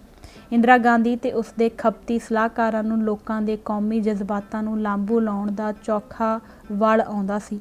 ਉਹਨਾਂ ਕੋਲੋਂ ਇਹ ਗੱਲ ਭੁੱਲੀ ਹੋਈ ਨਹੀਂ ਸੀ ਕਿ ਝੂਠੇ ਤੇ ਗੁੰਮਰਾਹ ਕਰੂ ਪ੍ਰਾਪੇ ਗੰਢੇ ਨੂੰ ਵਧੇਰੇ ਪਚਣਯੋਗ ਬਣਾਉਣ ਲਈ ਕਿਹੋ ਜਿਹੇ ਮਿਰਚ ਮਸਾਲੇ ਦੀ ਜ਼ਰੂਰਤ ਹੈ। ਉਹ ਇਹ ਗੱਲ ਬਖੂਬ ਜਾਣਦੇ ਸਨ ਕਿ ਵਿਦੇਸ਼ੀ ਖਤਰੇ ਦੀ ਤਰੀ ਨੂੰ ਜੇਕਰ ਅੰਦਰੂਨੀ ਗੜਬੜ ਦੇ ਦੇਸੀ ਘਿਓ ਦਾ ਤੜਕਾ ਲਾ ਕੇ ਵਰਤਾਇਆ ਜਾਵੇ ਤਾਂ ਇਸ ਨੂੰ ਲੋਕਾਂ ਵੱਲੋਂ ਕਿਤੇ ਵੱਧ ਜ਼ਿਆਦਾ ਪਸੰਦ ਤੇ ਪ੍ਰਵਾਨ ਕੀਤਾ ਜਾਵੇਗਾ। ਸੋ ਆਪਣੀ ਝੂਠ ਬਿਆਨੀ ਦੀ ਕਲਾ ਨਾਲ ਉਹਨਾਂ ਨੇ ਭਾਰਤ ਦੇ ਬਾਹਰੀ ਦੁਸ਼ਮਣਾਂ ਵੱਲੋਂ ਦੇਸ਼ ਨੂੰ ਟੁਕੜੇ-ਟੁਕੜੇ ਕਰਨ ਦੀ ਸਾਜ਼ਿਸ਼ ਦੇ ਤਾਣੇ ਬਾਣੇ ਦੀਆਂ ਤੰਦਾਂ ਭਾਰਤ ਦੇ ਅੰਦਰ ਸਿਰ ਚੁੱਕ ਰਹੇ ਖੇਤਰਵਾਦ ਦੇ ਵਰਤਾਰੇ ਨਾਲ ਜੋੜ ਦਿੱਤੀਆਂ। ਇਸ ਕੁਫਰ ਨੂੰ ਚੌਹਾਂ ਕੂਟਾਂ ਅੰਦਰ ਫੈਲਾਉਣ ਦਾ ਕਾਰਜ ਮੀਡੀਏ ਨੇ ਸਵੈ ਇੱਛਾ ਨਾਲ ਹੀ ਆਪਣੇ ਜ਼ਿੰਮੇ ਲੈ ਲਿਆ ਸੀ। ਨਤੀਜੇ ਵਜੋਂ ਦੇਸ਼ ਵਿਦੇਸ਼ ਅੰਦਰ ਭਾਰਤ ਨੂੰ ਦਰਪੇਸ਼ ਵਿਦੇਸ਼ੀ ਖਤਰੇ ਦੀ ਦੁਹਾਈ ਇੰਨੇ ਜ਼ੋਰ ਨਾਲ ਪਿੱਟੀ ਗਈ ਅਤੇ ਭਾਰਤ ਅੰਦਰ ਕੇਂਦਰੀਕਰਨ ਦੇ ਰੁਝਾਨ ਦੇ ਵਿਰੋਧ ਵਿੱਚ ਉੱਠੀਆਂ ਲਹਿਰਾਂ ਦੇ ਪਿੱਛੇ ਵਿਦੇਸ਼ੀ ਤਾਕਤਾਂ ਦਾ ਹੱਥ ਹੋਣ ਦਾ ਝੂਠ ਇੰਨਾ ਚੱਬ ਕੇ ਬੋਲਿਆ ਗਿਆ ਕਿ ਭਾਰਤ ਦੇ ਹੁਕਮਰਾਨਾਂ ਅੰਦਰ ਦੂਜੀ ਸੰਸਾਰ ਜੰਗ ਮੌਕੇ ਜਰਮਨੀ ਅੰਦਰ ਦਫਨ ਕੀਤੇ ਗਏ ਨਾਜ਼ੀਵਾਦੀਆਂ ਦੀ ਬਦਰੂ ਪ੍ਰਵੇਸ਼ ਕਰ ਗਈ ਪ੍ਰਤੀਤ ਹੋਣ ਲੱਗੀ। ਇੰਦਰਾ ਗਾਂਧੀ ਦੇ ਇਸ ਪੈਂਤੜੇ ਅੰਦਰ ਸੱਚ ਤੇ ਝੂਠ ਦੇ ਰਲਵੇਂ ਮਿਲਵੇਂ ਅੰਸ਼ ਸਨ। ਸੱਚ ਇਹ ਸੀ ਕਿ ਭਾਰਤ ਦੇ ਹੁਕਮਰਾਨ ਵਰਗਾਂ ਅਤੇ ਬਹੁਗਿਣਤੀ ਹਿੰਦੂ ਭਾਈਚਾਰੇ ਦੇ ਨੁਕਤਾ ਨਜ਼ਰ ਤੋਂ ਦੇਖਿਆ ਇਹ ਪੈਂਤੜਾ ਬੁਨਿਆਦੀ ਅਰਥਾਂ ਵਿੱਚ ਭਾਰਤੀ ਕੌਮ ਦੀ ਉਸਾਰੀ ਦੇ ਕਾਜ ਨੂੰ ਸਮਰਪਿਤ ਸੀ। ਆਓ ਦੇਖੀਏ ਕਿਵੇਂ। ਇਤਿਹਾਸ ਅੰਦਰ ਨੈਸ਼ਨਲਿਜ਼ਮ ਦੇ ਵਰਤਾਰੇ ਉੱਤੇ ਸਰਸਰੀ ਜਿਹੀ ਨਜ਼ਰ ਮਾਰਿਆਂ ਹੀ ਇਹ ਹਕੀਕਤ ਝੱਟ ਪਛਾਣੀ ਜਾਂਦੀ ਹੈ ਕਿ ਆਮ ਕਾਇਦੇ ਦੇ ਤੌਰ ਤੇ ਹੀ ਨੈਸ਼ਨਲਿਜ਼ਮ ਜ਼ਿਆਦਾ ਕਰਕੇ ਨਾਵਾਚੀ ਕਰਮ ਦੇ ਰੂਪ ਵਿੱਚ ਹੀ ਵਿਕਸਿਤ ਹੁੰਦਾ ਹੈ। ਭਾਵ ਇਹ ਕਿ ਇਹ ਕਿਸੇ ਸਥੂਲ ਵਿਰੋਧੀ ਅਥਵਾ ਦੁਸ਼ਮਣ ਧਿਰ ਨਾਲ ਭਿੜਵੇਂ ਅਮਲ ਚੋਂ ਹੀ ਵਧੇਰੇ ਜੀਵਨ ਸ਼ਕਤੀ ਗ੍ਰਹਿਣ ਕਰਦਾ ਹੈ। ਇੱਕ ਉੱਘੀ ਇਤਿਹਾਸਕਾਰ ਲਿੰਡਾ ਕੌਲੀ ਬਰਤਾਨਵੀ ਨੈਸ਼ਨਲਿਜ਼ਮ ਦੇ ਵਿਕਾਸ ਬਾਰੇ ਲਿਖਦੀ ਹੋਈ ਕਹਿੰਦੀ ਹੈ ਕਿ 18ਵੀਂ ਸਦੀ ਦੇ ਦੌਰਾਨ ਬਰਤਾਨਵੀ ਲੋਕ ਫਰਾਂਸੀਸੀਆਂ ਵਿਰੁੱਧ ਲੜਦੇ ਹੋਏ ਆਪਣੇ ਆਪ ਨੂੰ ਇੱਕ ਦੇਹ ਕੌਮ ਸਮਝਣ ਤੇ ਦਰਸਾਉਣ ਲੱਗ ਪਏ ਸਨ। ਇਹ ਅਹਿਸਾਸ ਉਹਨਾਂ ਅੰਦਰ ਉਹਨਾਂ ਵਿਚਕਾਰ ਆਪਣੀ ਧਰਤੀ ਉੱਤੇ ਸਾਕਾਰ ਹੋਈ ਕਿਸੇ ਰਾਜਨੀਤਿਕ ਜਾਂ ਸੱਭਿਆਚਾਰਕ ਇਕਸੁਰਤਾ ਦੀ ਵਜ੍ਹਾ ਕਰਕੇ ਪ੍ਰਫੁੱਲਤ ਨਹੀਂ ਸੀ ਹੋਇਆ, ਸਗੋਂ ਉਹਨਾਂ ਦੇ ਸਮੁੰਦਰੀ ਤੱਟਾਂ ਤੋਂ ਪਾਰ ਬੈਠੇ ਕਿਸੇ ਗੈਰ ਦੇ ਪ੍ਰਤੀ ਵਿਰੋਧ ਤੇ ਵੈਰ ਭਾਵ ਵਿੱਚੋਂ ਪੈਦਾ ਹੋਇਆ ਸੀ। ਸੋ ਇਸ ਦ੍ਰਿਸ਼ਟੀ ਤੋਂ ਦੇਖਿਆ ਵਿਦੇਸ਼ੀ ਖਤਰੇ ਤੇ ਵਿਦੇਸ਼ੀ ਹੱਥ ਦੀ ਦੁਹਾਈ ਦੇ ਕੇ ਇੰਦਰਾ ਗਾਂਧੀ ਪੱਕ ਨਾਲ ਹੀ ਭਾਰਤੀ ਲੋਕਾਂ ਅੰਦਰ ਰਾਸ਼ਟਰਵਾਦ ਦੇ ਜਜ਼ਬੇ ਨੂੰ ਝੋਕਾ ਦੇ ਰਹੀ ਸੀ। ਹੁਣ ਅਸੀਂ ਇੰਦਰਾ ਗਾਂਧੀ ਦੇ ਫਿਰਕੂ ਫਾਸ਼ੀਵਾਦੀ ਪੈਂਤੜੇ ਦੇ ਦੂਜੇ ਯਾਨੀ ਕਿ ਝੂਠੇ ਪੱਖ ਦੀ ਗੱਲ ਕਰਦੇ ਹਾਂ। ਕੋਈ ਹੁਕਮਰਾਨ ਜਦ ਆਪਣੇ ਕਿਸੇ ਨੀਤੀ ਕਰਮ ਦੇ ਜ਼ਰੀਏ ਰਾਜ ਦੇ ਹਿੱਤ ਪੂਰ ਰਿਹਾ ਹੁੰਦਾ ਹੈ ਤਾਂ ਉਹ ਇਹ ਕਰਮ ਕਦੇ ਵੀ ਨਿਸ਼ਕਾਮ ਭਾਵਨਾ ਨਾਲ ਨਹੀਂ ਕਰ ਰਿਹਾ ਹੁੰਦਾ। ਇਸ ਵਿੱਚ ਹਮੇਸ਼ਾ ਹੀ ਉਸਦੇ ਆਪਣੇ ਸਵਾਰਥੀ ਹਿੱਤਾਂ ਦਾ ਖੋਟ ਰਲਿਆ ਹੁੰਦਾ ਹੈ। ਜ਼ਿਆਦਾਤਰ ਮੌਕਿਆਂ 'ਤੇ ਰਾਜ ਅਤੇ ਹੁਕਮਰਾਨ ਵਿਸ਼ੇਸ਼ ਦੇ ਹਿੱਤਾਂ ਵਿਚਕਾਰ ਕੋਈ ਵੱਡਾ ਟਕਰਾਅ ਪੈਦਾ ਨਹੀਂ ਹੁੰਦਾ, ਪਰੰਤੂ ਜੇਕਰ ਕਦੇ ਅਜਿਹਾ ਹੋ ਜਾਵੇ ਤਾਂ ਇਸ ਨੂੰ ਇੱਕ ਨਿਰਧਾਰਤ ਮਰਿਆਦਾ ਅਨੁਸਾਰ ਹੱਲ ਕਰ ਲਿਆ ਜਾਂਦਾ ਹੈ। ਇਸ ਲਿਹਾਜ਼ ਨਾਲ ਦੇਖਿਆ ਇੰਦਰਾ ਗਾਂਧੀ ਦੁਆਰਾ ਅਪਣਾਇਆ ਗਿਆ ਫਿਰਕੂ ਫਾਸ਼ੀਵਾਦੀ ਪੈਂਤੜਾ ਇਕੱਲਾ ਭਾਰਤੀ ਰਾਜ ਦੇ ਹਿੱਤਾਂ ਤੇ ਲੋੜਾਂ ਨੂੰ ਹੀ ਮੁਖਾਤਬ ਨਹੀਂ ਸੀ, ਇਹ ਉਸ ਵੇਲੇ ਬਰਾਬਰ ਰੂਪ ਵਿੱਚ ਇੰਦਰਾ ਗਾਂਧੀ ਨੂੰ ਨਿੱਜੀਗਤ ਪੱਧਰ ਤੇ ਦਰਪੇਸ਼ ਸੰਕਟ ਨੂੰ ਵੀ ਮੁਖਾਤਬ ਸੀ। ਇੰਦਰਾ ਗਾਂਧੀ ਦੁਆਰਾ ਇੱਕ ਗਿਣੀ ਮਿੱਥੀ ਯੋਜਨਾ ਅਨੁਸਾਰ ਦੇਸ਼ ਅੰਦਰ ਬਹੁਗਿਣਤੀ ਵਰਗ ਦੀਆਂ ਫਿਰਕੂ ਭਾਵਨਾਵਾਂ ਨੂੰ ਭੜਕਾਉਣ ਦਾ ਉਦੇਸ਼ ਯੁੱਧ ਨੀਤਕ ਵੀ ਸੀ, ਪਰੰਤੂ ਨਾਲ ਹੀ ਦਾਅ ਪੇਚਕ ਵੀ ਸੀ। ਇਸ ਵਿੱਚ ਫੌਰੀ ਰਾਜਸੀ ਲਾਹਾ ਲੈਣ ਦੀ ਰਾਜਸੀ ਜ਼ਰੂਰਤ ਦਾ ਅੰਸ਼ ਵੀ ਸੀ, ਪਰ ਨਾਲ ਹੀ ਇਹ ਭਾਰਤੀ ਰਾਸ਼ਟਰਵਾਦ ਨੂੰ ਮਜ਼ਬੂਤ ਕਰਨ ਦੀ ਯੁੱਧ ਨੀਤਕ ਕਾਰਜ ਯੋਜਨਾ ਵੀ ਸੀ। ਇਸ ਦ੍ਰਿਸ਼ਟੀ ਤੋਂ ਦੇਖਿਆ ਇੰਦਰਾ ਗਾਂਧੀ ਦੀਆਂ ਵਿਰੋਧੀ ਰਾਜਸੀ ਧਿਰਾਂ ਕਸੂਤੀ ਹਾਲਤ ਵਿੱਚ ਫਸੀਆਂ ਹੋਈਆਂ ਸਨ। ਇੱਕ ਪਾਸੇ ਭਾਰਤੀ ਰਾਜ ਦੇ ਹਿੱਤ ਉਹਨਾਂ ਕੋਲੋਂ ਇਸ ਯੁੱਧ ਨੀਤਕ ਵਿਉਂਤ ਦੀ ਡਟਵੀਂ ਹਮਾਇਤ ਕਰਨ ਦੀ ਮੰਗ ਕਰਦੇ ਸਨ। ਭਾਰਤੀ ਰਾਜ ਦੀਆਂ ਪੂਰਨ ਵਫਾਦਾਰ ਹੋਣ ਕਰਕੇ ਉਹ ਆਪਣੇ ਇਸ ਰਾਸ਼ਟਰਵਾਦੀ ਧਰਮ ਤੋਂ ਭੱਜ ਨਹੀਂ ਸਨ ਸਕਦੀਆਂ, ਪਰੰਤੂ ਕਿਉਂਕਿ ਇੰਦਰਾ ਗਾਂਧੀ ਉਸ ਮੌਕੇ ਇਸ ਵਿੱਚੋਂ ਬਰਾਬਰ ਮਾਤਰਾ ਵਿੱਚ ਆਪਣੀਆਂ ਰਾਜਸੀ ਰੋਟੀਆਂ ਵੀ ਸੇਕ ਰਹੀ ਸੀ, ਜਿਸ ਕਰਕੇ ਵਿਰੋਧੀ ਪਾਰਟੀਆਂ ਦੇ ਆਪਣੇ ਸਵਾਰਥੀ ਰਾਜਨੀਤਿਕ ਹਿੱਤ ਉਹਨਾਂ ਨੂੰ ਇੰਦਰਾ ਗਾਂਧੀ ਦੇ ਵਿਰੋਧ ਲਈ ਉਤੇਜਿਤ ਕਰਦੇ ਸਨ। ਇਸ ਵਿਰੋਧਾਭਾਸ ਨੇ ਵਿਰੋਧੀ ਪਾਰਟੀਆਂ ਦੀ ਹਾਲਤ ਬੇਹੱਦ ਪਤਲੀ ਤੇ ਹਾਸੋਹੀਣੀ ਬਣਾ ਕੇ ਰੱਖ ਦਿੱਤੀ ਸੀ। ਇਸ ਵਰਤਾਰੇ ਦੇ ਸਬੰਧ ਵਿੱਚ ਨੋਟ ਕਰਨ ਵਾਲੀ ਇੱਕ ਹੋਰ ਮਹੱਤਵਪੂਰਨ ਗੱਲ ਇਹ ਹੈ ਕਿ ਭਾਰਤੀ ਮੀਡੀਏ ਤੇ ਬਹੁਗਿਣਤੀ ਭਾਈਚਾਰੇ ਨੇ ਇੰਦਰਾ ਗਾਂਧੀ ਦੇ ਫਿਰਕੂ ਫਾਸ਼ੀਵਾਦੀ ਪੈਂਤੜੇ ਨੂੰ ਵੱਧ ਗਰਮਜੋਸ਼ੀ ਨਾਲ ਹੁੰਗਾਰਾ ਉਦੋਂ ਹੀ ਭਰਿਆ ਜਦੋਂ ਇਸ ਦੀ ਫਿਰਕੂ ਧਾਰ ਮੁਸਲਮਾਨਾਂ ਜਾਂ ਸਿੱਖਾਂ ਦੇ ਖਿਲਾਫ ਸੇਧਤ ਕੀਤੀ ਗਈ। ਮਿਸਾਲ ਵਜੋਂ ਰਜਨੀ ਕੋਠਾਰੀ ਵੱਲੋਂ ਨੋਟ ਕੀਤਾ ਗਿਆ ਇਹ ਤੱਥ ਬਹੁਤ ਗਹਿਰਾ ਭਾਵ ਰੱਖਦਾ ਹੈ ਕਿ 1965 ਵਿੱਚ ਜਦੋਂ ਤਾਮਿਲਨਾਡੂ ਅੰਦਰ ਹਿੰਦੀ ਵਿਰੋਧੀ ਅੰਦੋਲਨ ਬਹੁਤ ਹੀ ਤਿੱਖੀ ਤੇ ਭੜਕਾਊ ਸ਼ਕਲ ਅਖਤਿਆਰ ਕਰ ਗਿਆ ਸੀ, ਉੱਤਰੀ ਭਾਰਤ ਅੰਦਰ ਇਸ ਵਿਰੁੱਧ ਉਸ ਤਰ੍ਹਾਂ ਦਾ ਤਿੱਖਾ ਜਵਾਬੀ ਕਰਮ ਪੈਦਾ ਨਹੀਂ ਸੀ ਹੋਇਆ। 1983 ਵਿੱਚ ਜਦੋਂ ਇੰਦਰਾ ਗਾਂਧੀ ਨੇ ਆਂਧਰਾ ਪ੍ਰਦੇਸ਼ ਅੰਦਰ NT ਰਾਮਾ ਰਾਓ, ਜੋ ਉਸ ਵੇਲੇ ਤੇਲਗੂ ਲੋਕਾਂ ਦੇ ਸਵੈ-ਮਾਣ ਦਾ ਪ੍ਰਤੀਕ ਬਣ ਕੇ ਉੱਭਰ ਆਇਆ ਸੀ, ਉੱਤੇ ਕੌਮੀ ਏਕਤਾ ਲਈ ਖਤਰਾ ਖੜਾ ਕਰਨ ਦਾ ਮਨਚਾਹਿਆ ਦੋਸ਼ ਲਾ ਕੇ ਉਸ ਦੀ ਸਰਕਾਰ ਨੂੰ ਬਰਖਾਸਤ ਕਰ ਦੇਣ ਦਾ ਫਰਮਾਨ ਜਾਰੀ ਕਰ ਦਿੱਤਾ ਸੀ, ਤਾਂ ਦੇਸ਼ ਦੇ ਹਿੰਦੂ ਮੱਧ ਵਰਗ ਤੇ ਮੀਡੀਏ ਨੇ ਇਸ ਦੀ ਜੈ ਜੈਕਾਰ ਕਰਨ ਤੋਂ ਸਾਫ਼ ਇਨਕਾਰ ਕਰ ਦਿੱਤਾ ਸੀ। परंतु जदों कश्मीर विच फारूक अब्दुल्ला दी सरकार नूं ਇਹੋ ਦੋਸ਼ ਲਾ ਕੇ ਭੰਗ ਕਰਨ ਦੀ ਵਾਰੀ ਆਈ ਤਾਂ ਹਿੰਦੂ ਮੱਧ ਵਰਗ ਅਤੇ ਮੀਡੀਏ ਨੇ ਇਸ ਦਾ ਗਰਮਜੋਸ਼ੀ ਨਾਲ ਸਵਾਗਤ ਕੀਤਾ ਸੀ। 60ਵਿਆਂ 70ਵਿਆਂ ਵਿੱਚ ਬੰਬਈ ਅੰਦਰ ਸ਼ਿਵ ਸੈਨਾ ਵੱਲੋਂ ਦੱਖਣੀ ਰਾਜਾਂ ਦੇ ਲੋਕਾਂ ਮਦਰਾਸੀਆਂ ਦੀ ਵੱਧ ਰਹੀ ਆਮਦ ਦੇ ਖਿਲਾਫ ਮਰਾਠੀ ਭਾਵਨਾਵਾਂ ਭੜਕਾਉਣ ਦੇ ਯਤਨਾਂ ਨੂੰ ਆਮ ਮਰਾਠੀ ਜਨਤਾ ਵੱਲੋਂ ਬਹੁਤਾ ਪੁਰਜੋਸ਼ ਸਮਰਥਨ ਨਹੀਂ ਸੀ ਮਿਲਿਆ। परंतु बाद विच जाके जद इस मराठी शावनिज़म की धार मुस्लिम भाईचारे के खिलाफ सेधत कर दी गई तो शिव सैना महाराष्ट्र अंदर एक भारू राजसी ताकत बन के उभर आई। इवें ही दसंबर 2003 विच जद आसाम अंदर नौकरियों नूं लैके बिहारियों के खिलाफ दंगे शुरू हो गए सन तो इस दे जवाब विच बिहार अंदर जां देश के किसी भी होर हिस्से अंदर आसामियों के खिलाफ कतलो गारत का सिलसिला शुरू नहीं सी हो सकिया। परंतु इस दी तुलना विच जद पंजाब अंदर सिख कौम ने अपने हकों की आवाज़ बुलंद की तो इसने उत्तर तो लैके दखण तक सारे मुल्क अंदर बहुगिणती भाईचारे के लोगों विच सिख विरोधी तुअसबां की लहर पैदा कर दी सी। सारे देश अंदर इस विरुद्ध उबलवां प्रतिक्रम देखण नूं मिलिया। मध्य वर्गी हिस्सिਆਂ अंदर खास करके रजनी कोठारी इस मामले विच हिंदू मध वर्ग के रोल नूं खास तौर ते गहरी पड़चोल ते हिकारत की नज़र नाल देखदा है।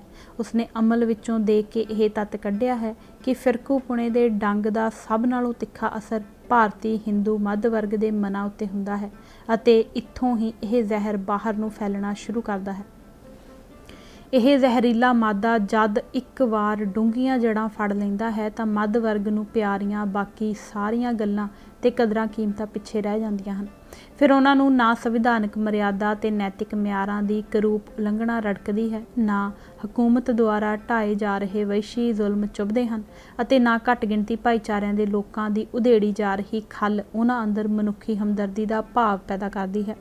इस प्रसंग अंदर आशीष नंदी का यह कथन बहुत गहरे अर्थ रखता है कि मध्य वर्ग ही है जो मीडिए ते विद्यक ढांचे नूं कंट्रोल करता है, जिहड़े कि अजोके समय दौरान नफरत के कारखाने बने हुए हैं।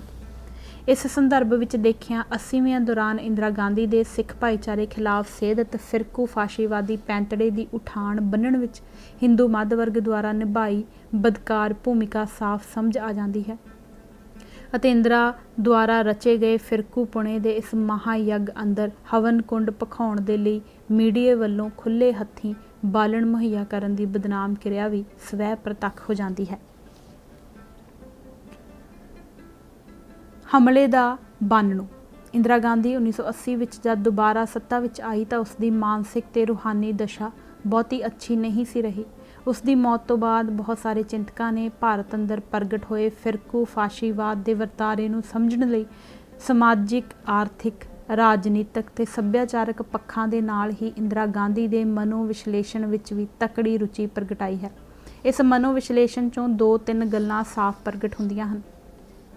सब तो पहली गल यह कि शुरू तो ही उसदियां घरेलू जीवन हालतां कुछ इस तरह दियां बनदियां रहियां कि असुरक्षा ते अस्थिरता का भाव उसके मन अंदर डूंगा घर कर गया सी। इस एहसास ने उसका जीवन भर खैड़ा नहीं छड्डिया। उदों भी जदों 1971 की जित नाल उसकी गुड्डी पूरी आसमानी चढ़ी हुई सी, वह राजसी चुनौतियां ते खतरियां दे डर तो मुक्त नहीं सी हुई। 1975 ਵਿੱਚ ਬੰਗਲਾਦੇਸ਼ ਦੇ ਬਾਨੀ ਰਾਸ਼ਟਰਪਤੀ ਸ਼ੇਖ ਮੁਜੀਬ ਉਰ ਰਹਿਮਾਨ ਦੇ ਕਤਲ ਨੇ ਉਸ ਨੂੰ ਹੋਰ ਵੱਧ ਡਰਾ ਦਿੱਤਾ ਸੀ। 1977 ਦੀਆਂ ਚੋਣਾਂ ਵਿੱਚ ਹੋਈ ਅਣਚਿਤਵੀ ਹਾਰ ਅਤੇ ਜਨਤਾ ਸਰਕਾਰ ਦੁਆਰਾ ਉਸ ਨੂੰ ਮੁਕੱਦਮਿਆਂ ਵਿੱਚ ਉਲਝਾ ਕੇ ਖੱਜਲ ਖੁਆਰ ਕਰਨ ਦੇ ਯਤਨਾਂ ਨੇ ਉਸ ਅੰਦਰ ਅਸੁਰੱਖਿਆ ਦੇ ਭਾਵ ਨੂੰ ਹੋਰ ਬਲ ਮੁਹੱਈਆ ਕਰ ਦਿੱਤਾ ਸੀ। 1981 ਵਿੱਚ ਸੰਜੇ ਗਾਂਧੀ ਦੀ ਮੌਤ ਨੇ ਉਸ ਨੂੰ ਹੋਰ ਵੀ ਤੋੜ ਕੇ ਰੱਖ ਦਿੱਤਾ ਸੀ। ਉਹ ਹੋਰ ਵੀ ਵੱਧ ਅਸੁਰੱਖਿਅਤ ਮਹਿਸੂਸ ਕਰਨ ਲੱਗ ਪਈ ਸੀ। उसका आपा अनिश्चित असंतुलित निरोल अपने आप उत्ते केंद्रित होकर रह गया सी। संजय गांधी उसके आपे का ही फैलाऊ सी। राजसी असुरक्षा का अणजाना भै मुड़ मुड़ उसकी कमज़ोर अते सनकी तबीयत नूं घेरदा रहा। उसकी सारी प्रतिभा राज प्राप्ति ते राज सलामती के निशाने की कामयाबी उत्ते केंद्रित हो गई सी। ਉਹ ਇਸ ਵਿੱਚ दखलअंदाजी ਕਰਨ ਵਾਲੇ हर अंश ਨੂੰ फनाह ਕਰਨ ਤੇ ਉਤਾਰੂ ਹੋ ਜਾਂਦੀ ਸੀ। ਅਸਲ ਵਿੱਚ ਰਾਜ ਦੀ ਤ੍ਰਿਸ਼ਨਾ ਨੇ ਉਸਦੇ ਆਪੇ ਨੂੰ ਆਪਣੀ ਮਜ਼ਬੂਤ ਜਕੜ ਵਿੱਚ ਲੈ ਰੱਖਿਆ ਹੋਇਆ ਸੀ। ਰਾਜ ਉਸ ਵਾਸਤੇ ਇੱਕ ਇਸ਼ਟ ਹਿੰਦੂ ਬੁੱਤ ਦਾ ਦਰਜਾ ਹਾਸਲ ਕਰ ਗਿਆ ਸੀ। ਜਦ ਉਸਦੇ ਇਸ ਇਸ਼ਟ ਨੂੰ ਕਿਸੇ ਪਾਸਿਓਂ ਕੋਈ ਜਰਬ ਪਹੁੰਚਣ ਦਾ ਖਤਰਾ ਜਾਂ ਖਿਆਲ ਪੈਦਾ ਹੁੰਦਾ ਪ੍ਰਤੀਤ ਹੋਇਆ ਤਾਂ ਉਸ ਅੰਦਰ ਕਹਿਰ ਦੀ ਕਾਂਗ ਜਨਮ ਲੈਂਦੀ ਰਹੀ। ਉਸ ਦੀ ਸ਼ਖਸੀਅਤ ਵਿੱਚ ਭੀਸ਼ਣ ਕਰੋਧ ਦੇ ਅੰਸ਼ ਭਾਰੀ ਮਾਤਰਾ ਵਿੱਚ ਸਨ। ਜਦ ਵੀ ਉਸ ਦੀ ਹਉਮੈ ਨੂੰ ਕੋਈ ਚੋਟ ਪਹੁੰਚਦੀ ਨਜ਼ਰ ਆਉਂਦੀ ਸੀ ਤਾਂ ਉਹ ਪੁੱਜ ਕੇ ਬੇਰਹਿਮ ਤੇ ਜ਼ਾਲਮ ਹੋ ਨਿਬੜਦੀ ਸੀ। ਇਹ ਮਨੋਵਿਗਿਆਨਕ ਲੱਛਣ ਉਸਦੇ ਰਾਜਸੀ ਵਿਹਾਰ 'ਚੋਂ ਪ੍ਰਤੱਖ ਜ਼ਾਹਰ ਹੋਣ ਲੱਗ ਪਏ ਸਨ। ਉਹ ਖਤਰਿਆਂ ਨੂੰ ਹਕੀਕਤ ਨਾਲੋਂ ਵਧਾ ਚੜ੍ਹਾ ਕੇ ਦੇਖਣ ਅਤੇ ਹਰ ਮਸਲੇ ਨੂੰ ਨਿੱਜੀਗਤ ਰੰਗਤ ਦੇਣ ਦੇ ਮਨੋਵਿਕਾਰਾਂ ਦਾ ਸ਼ਿਕਾਰ ਹੋ ਗਈ ਸੀ। ਉਸਨੇ ਹਰ ਰਾਜਸੀ ਵਿਰੋਧ ਨੂੰ ਨਿੱਜੀ ਚੁਣੌਤੀ ਵਜੋਂ ਦੇਖਣ ਤੇ ਨਜਿੱਠਣ ਦਾ ਕੱਬਾ ਰੁਖ ਧਾਰਨ ਕਰ ਲਿਆ ਸੀ। ਇਸ ਕੁਰੂਚੀ ਦਾ ਪਹਿਲਾ ਵੱਡਾ ਇਜ਼ਹਾਰ 1974 ਵਿੱਚ ਰੇਲਵੇ ਮੁਲਾਜ਼ਮਾਂ ਦੀ ਦੇਸ਼ ਵਿਆਪੀ ਹੜਤਾਲ ਨਾਲ ਨਜਿੱਠਣ ਸਮੇਂ ਹੋਇਆ। ਉਸ ਨੇ ਰੇਲਵੇ ਮੁਲਾਜ਼ਮਾਂ ਦੀਆਂ ਹਕੀਕੀ ਮੁਸ਼ਕਲਾਂ ਤੇ ਮੰਗਾਂ ਨੂੰ ਹਮਦਰਦੀ ਦੀ ਭਾਵਨਾ ਨਾਲ ਸੁਣਨ, ਸਮਝਣ ਤੇ ਹੱਲ ਕਰਨ ਦੀ ਥਾਵੇਂ ਆਪਣੇ ਲਈ ਨਿੱਜੀ ਚੁਣੌਤੀ ਦੇ ਰੂਪ ਵਿੱਚ ਲਿਆ, ਜਿਸ ਵਿੱਚੋਂ ਰੇਲਵੇ ਮੁਲਾਜ਼ਮਾਂ ਉੱਤੇ ਤਿੱਖੇ ਸਰਕਾਰੀ ਜਬਰ ਦਾ ਫਾਸ਼ੀਵਾਦੀ ਪੈਂਤੜਾ ਨਿਕਲਿਆ। ਬਾਅਦ ਵਿੱਚ ਜਾ ਕੇ ਸਿੱਖ ਸੰਘਰਸ਼ ਪ੍ਰਤੀ ਵੀ ਉਸਨੇ ਇਹੀ ਪਹੁੰਚ ਅਪਣਾਈ। ਇਸ ਤਰ੍ਹਾਂ ਦੀ ਪਹੁੰਚ ਸਮੱਸਿਆਵਾਂ ਦੇ ਹੱਲ ਵਿੱਚ ਕਤਈ ਸਹਾਈ ਨਹੀਂ ਹੋ ਸਕਦੀ। ਇਸ ਤਰ੍ਹਾਂ ਦੇ ਮਨੋਵਿਕਾਰ ਦਾ ਸ਼ਿਕਾਰ ਵਿਅਕਤੀ ਮਸਲਿਆਂ ਨੂੰ ਵਕਾਰ ਦਾ ਮੁੱਦਾ ਬਣਾ ਲੈਂਦਾ ਹੈ। ਉਹ ਪਿੱਛੇ ਹਟਣ ਵਿੱਚ ਆਪਣੀ ਕਮਜ਼ੋਰੀ ਤੇ ਹੇਠੀ ਮਹਿਸੂਸ ਕਰਨ ਲੱਗ ਪੈਂਦਾ ਹੈ। ਠੀਕ ਉਸੇ ਤਰ੍ਹਾਂ ਜਿਵੇਂ ਕਿ ਜੰਗਲੀ ਸੂਰ ਉਸਦੀ ਕੰਡੀ ਵਿੱਚ ਖੁੱਭੀ ਨੁਕੀਲੀ ਬਰਛੀ ਨੂੰ ਆਪਣੇ ਲਈ ਚੁਣੌਤੀ ਸਮਝ ਕੇ ਪਿੱਛੇ ਹਟਣ ਦੀ ਥਾਵੇਂ ਅੱਗੇ ਤੇ ਹੋਰ ਅੱਗੇ ਵੱਧਦਾ ਤੁਰਿਆ ਜਾਂਦਾ ਹੈ ਅਤੇ ਅਖੀਰ ਵਿੱਚ ਆਪਣੀ ਜਾਨ ਗੁਆ ਬੈਂਦਾ ਹੈ। ਇੰਦਰਾ ਗਾਂਧੀ ਦੀ ਇਸ ਰੁਚੀ ਨੇ ਨਾ ਸਿਰਫ ਉਸਦੀ ਆਪਣੀ ਹੀ ਜਾਨ ਲੈ ਲਈ, ਸਗੋਂ ਇਹ ਦੇਸ਼ ਅੰਦਰ ਅਨੇਕਾਂ ਹੀ ਮਨੁੱਖੀ ਜਾਨਾਂ ਦਾ ਖੌਅ ਹੋ ਨਿਬੜੀ। ਤਾਕਤ ਨੂੰ ਜੱਫਾ ਮਾਰਨ ਤੇ ਚਿੰਬੜੇ ਰਹਿਣ ਦੀ ਇੱਕ ਰੁਚੀ ਅਸੁਰੱਖਿਆ ਦੇ ਭਾਵ 'ਚੋਂ ਹੀ ਪੈਦਾ ਹੁੰਦੀ ਹੈ। ਰਾਜ ਨੂੰ ਖਾਨਦਾਨੀ ਬਣਾਉਣ ਦੀ ਸੋਚ ਇੱਥੋਂ ਹੀ ਜਨਮ ਲੈਂਦੀ ਹੈ। ਸੁਨੀਲ ਖਿਲਨਾਨੀ ਇੰਦਰਾ ਗਾਂਧੀ ਦੀ ਇਸ ਕੁਰੂਚੀ ਦੇ ਵਿਨਾਸ਼ਕਾਰੀ ਪ੍ਰਭਾਵਾਂ ਤੇ ਨਤੀਜਿਆਂ ਦਾ ਗੂੜ੍ਹਾ ਵਿਸ਼ਲੇਸ਼ਣ ਕਰਦਾ ਹੋਇਆ ਲਿਖਦਾ ਹੈ ਕਿ ਤਾਕਤ ਵਿੱਚ ਬਣੇ ਰਹਿਣ ਦੀ ਤੀਬਰ ਲਾਲਸਾ ਤੇ ਲੋੜ 'ਚੋਂ ਉਸਨੇ ਭਾਰਤੀ ਰਾਜ ਤੇ ਰਾਜਨੀਤੀ ਅੰਦਰ ਕਈ ਵੱਡੇ ਵਿਕਾਰ ਪੈਦਾ ਕਰ ਦਿੱਤੇ।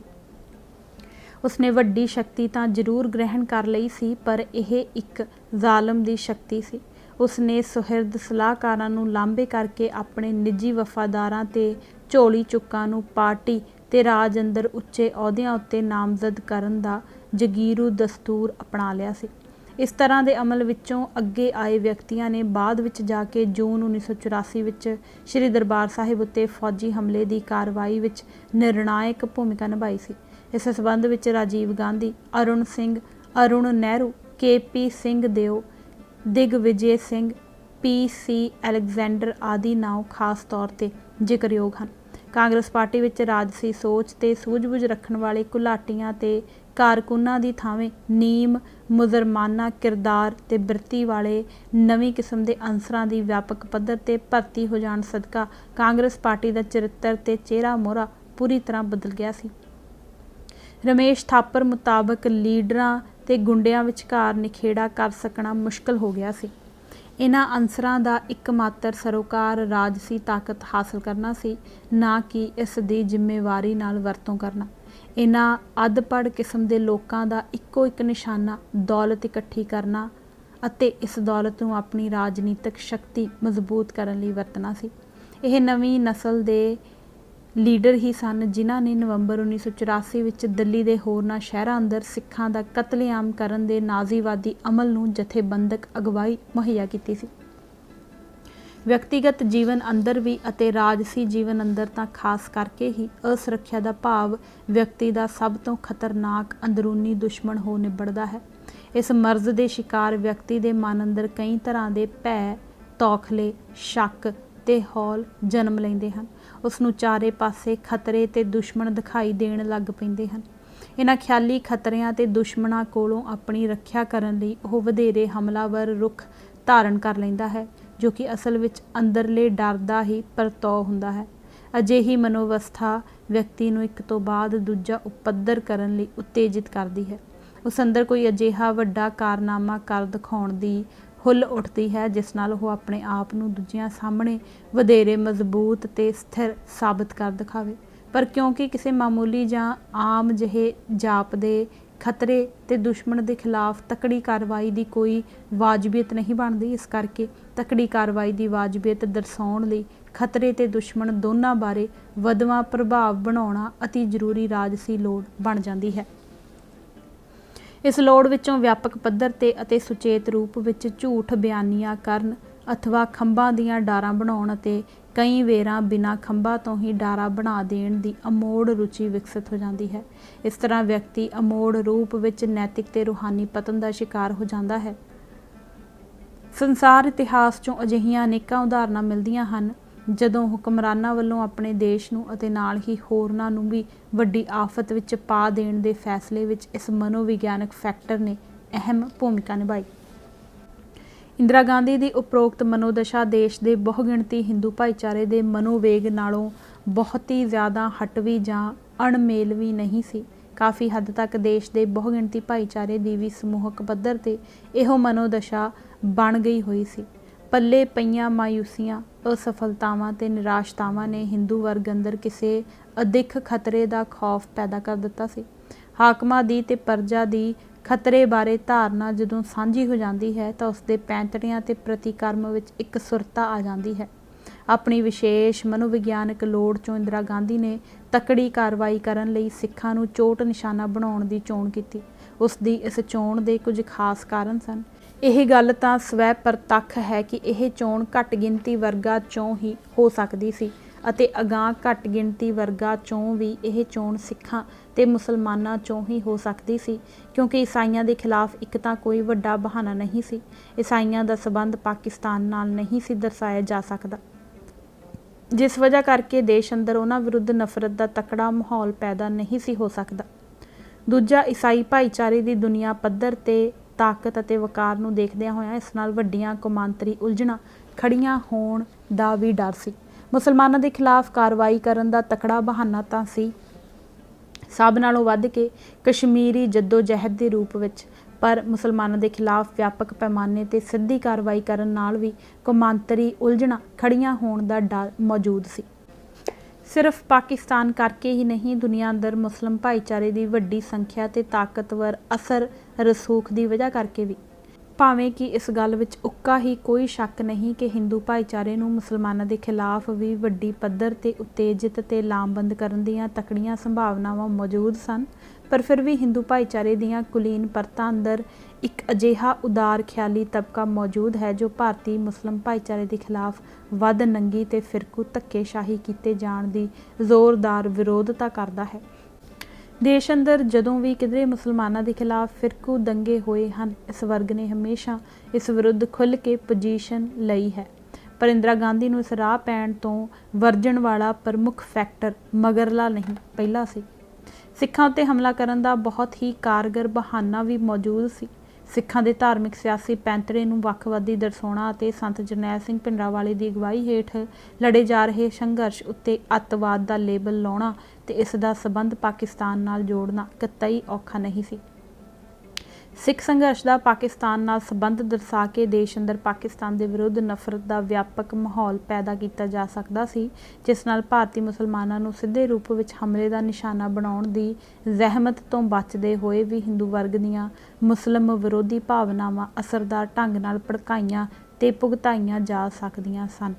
ਸਭ ਨਾਲੋਂ ਅਹਿਮ ਗੱਲ ਇਹ ਕਿ ਸਿੱਖਾਂ ਵਿਰੁੱਧ ਹੱਲਾ ਬੋਲਣ ਨਾਲ ਭਾਰਤੀ ਹਾਕਮਾਂ ਨੂੰ ਕਿਸੇ ਵੱਡੀ ਕੌਮਾਂਤਰੀ ਉਲਝਣ ਜਾਂ ਵਿਰੋਧ ਦਾ ਸਾਹਮਣਾ ਨਹੀਂ ਸੀ ਕਰਨਾ ਪੈਣਾ, ਕਿਉਂਕਿ ਸਿੱਖਾਂ ਦੇ ਕੋਲ ਨਾ ਤਾਂ ਆਪਣੀ ਸੁਤੰਤਰ ਸਟੇਟ ਹੈ ਤੇ ਨਾ ਦੁਨੀਆ ਅੰਦਰ ਅਜਿਹਾ ਕੋਈ ਹੋਰ ਤਕੜਾ ਜਾਂ ਮਾੜਾ ਮੁਲਕ ਹੈ ਜੋ ਸਿੱਖਾਂ ਦਾ ਖੁੱਲ੍ਹ ਕੇ ਪੱਖ ਲੈ ਸਕਦਾ ਹੋਵੇ। ਇਸ ਤਰ੍ਹਾਂ ਸਿੱਖ ਭਾਰਤੀ ਰਾਜ ਅੰਦਰ ਘੱਟ ਗਿਣਤੀ ਵਰਗ ਹੋਣ ਦਾ ਰਾਜਸੀ ਤੇ ਧਾਰਮਿਕ ਸੰਤਾਪ ਤਾਂ ਭੋਗ ਹੀ ਰਹੇ ਹਨ। ਉਹਨਾਂ ਦਾ ਆਪਣਾ ਸੁਤੰਤਰ ਰਾਜ ਨਾ ਹੋਣ ਦੀ ਅਭਾਗੀ ਰਾਜਨੀਤਿਕ ਹਕੀਕਤ ਉਹਨਾਂ ਲਈ ਇੱਕ ਹੋਰ ਵਾਧੂ ਸਰਾਪ ਹੋ ਨਿਬੜੀ। ਸੋ ਅੱਜ ਅਸੀਂ ਇਹ ਕਿਤਾਬ ਪੰਨਾ ਨੰਬਰ 100 ਤੱਕ ਹੀ ਪੜ੍ਹਾਂਗੇ। ਧੰਨਵਾਦ ਜੀ। ਵਾਹਿਗੁਰੂ ਜੀ ਕਾ ਖਾਲਸਾ, ਵਾਹਿਗੁਰੂ ਜੀ ਕੀ ਫਤਿਹ।